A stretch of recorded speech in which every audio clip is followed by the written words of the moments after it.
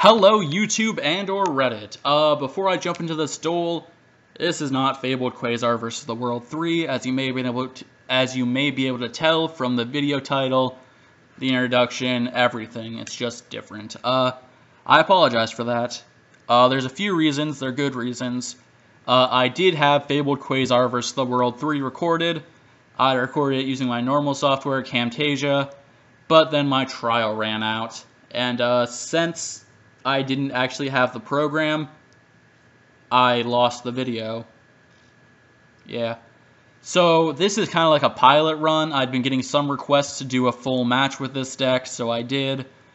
I'm actually kind of kicking myself because before the duel you're seeing here, I had a match against Shadows, and I actually managed to win that one, which, you know, I was a bit happy with. It was a good day. So yeah, it's a shame that I didn't record that duel. So the new process I'm trying is, as opposed to recording and editing my stuff with one software, because of course I don't have that software anymore, I'm recording using the Cam Studio software, and I am editing the video using Windows Movie Maker. Fun little quirk about Movie Maker is it doesn't actually recognize my gaming headset, which is what I use to record the audio for Fabled Quasar vs. the World 2. It doesn't recognize it as an audio recording device. So I'm using the internal microphone array on my computer. I'm trying to speak up for you guys. Hopefully I can work out why it's not working. But I just wanted to put this video out, you know, just as a trial run, to see if this actually works and it isn't too infuriating. Jumping into the duel, let's rewind a bit. First turn I summoned Lumina, milled 3, no back row. He set 3 cards and passed. I managed to hit a Lila, so I summoned it using Lumina, discarding Lurie, and I hit one of his back row, which was a D Prison. So looking here, I realized that I could discard Ganashia, or any one of these, to summon out Lila and pop the back row in case it's a Solemn Warning, but I don't know what he's playing. I kind of assume it's Shadows, just because I've been facing a lot of them with my more meta decks. And so if that back row is a Torrential Tribute, I want to have Quasar on the field to negate it so that he doesn't go Mad Plus and I go Mad Minus. Also, if I had discarded the Ganashia, which was the only thing worth discarding at that point, I wouldn't have been able to get his effective special summon, and it would have just been a minus. This way, I can pop both of his back row, and I can negate anything if he tries to activate too many effects. It's a win-win, really. So yeah. This is a really, I wouldn't say typical, but I would say good. I mean, Quasar's not too uncommon, you guys know. You've seen me summon him 8 times. Well, maybe not 8. I don't actually have a tally, but I'm sure it's quite a few. There I could have gone into a rank 4. I could have gone into Daigusto Emerald and recycled some cards. But I don't want to overextend and end up running into Excidion Knight.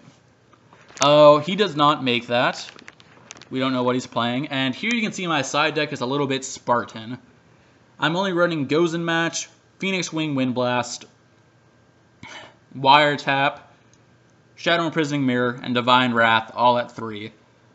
The reason why I do that is because they're the only cards I'm willing to side in that I believe won't hurt my consistency too much.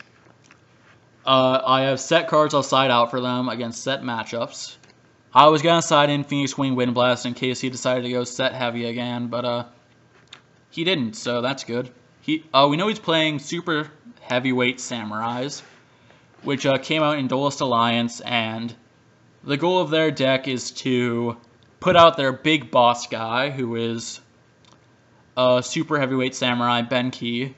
He's a 3500 monster that has the Elemental Hero Steam Healer ability to attack in defense mode, which is kind of crazy, because you can't Mirror Force that, and you can't Bottomless it, so yeah.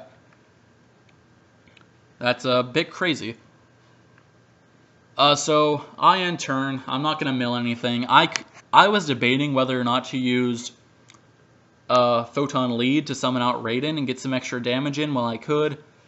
I decided not to, though. I mean, I do have Soul Charge, so I wouldn't be too upset if I got, like, torrentialed, for example, but I didn't want to just not be able to, I didn't want to lose options because I couldn't Photon Lead a Chawa because I Photon Leaded a Raiden turn 1. I just want that card in my hand so I can maybe continue some combos later on. You saw a while back there is on top of his graveyard, the card D2 Shield. That's a card that the Super Heavyweight Samurai players tech in. What it does is it permanently doubles the defense of one monster. That means Benki goes up to, what do you call it? Goes up to 7,000. Their little beater guys go up to 4,000 and 4,400. And they just make incredible walls. But my goal against any back row heavy deck is to just bait out or destroy or banish every back row that they have, which is going pretty well, as you can see. And that's just so I can have a clear field so I can just keep on attacking.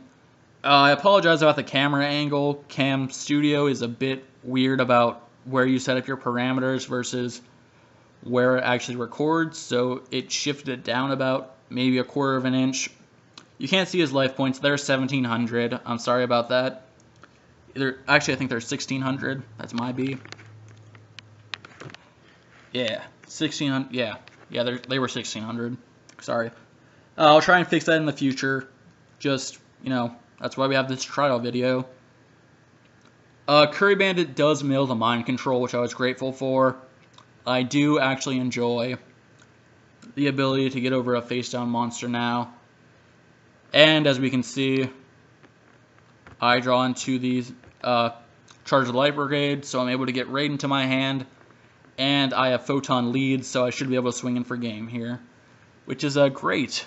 This was a good match. I enjoyed oh, hey. That's 800 less damage. He would save himself. Good thing I saved that Photon Lead, right? Hey-oh. Oh! And I get bottomless. There goes that. He top decks into a monster. That's not going to help him. I have mind control. Just activate it, steal it. And yeah, that's the game. Again, I apologize for the low quality sound and video. I'm going to try and work on it. I'm going to try and get that quality up, learn the ins and outs. Here you see me just seeing if I could have made Quasar, but I don't do it very well. I'm going to end the video soon. I just want to, again, apologize one more time. I really am trying to figure something out, and I hope I can get some good quality videos out to you guys pretty soon. That's all. Let me know what you think. Keep in mind, this is going to be better whenever I release Fabled Quasar vs. the World 3.